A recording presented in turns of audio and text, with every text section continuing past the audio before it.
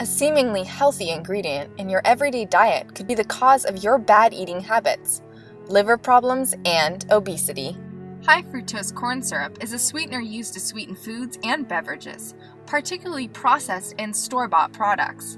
It is a relatively new food ingredient on the market that entered the American food supply system in the early 70s.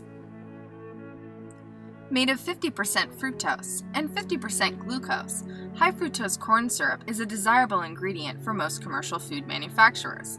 This is because it is equally as sweet as table sugar, blends well with other foods, increases food shelf life, and is less expensive than other sweeteners. We also find it in many unexpected foods such as salad dressing, ketchup, crackers, spaghetti sauce, and even breads. Unlike table sugar, there is no chemical binding in the making of high fructose corn syrup.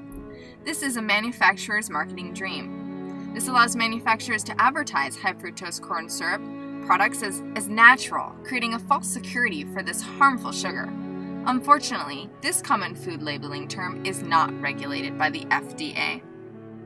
Since studies have been unable to determine if high fructose corn syrup is the cause behind rise of obesity and related health problems, maybe you should ask yourself, should I take the risk?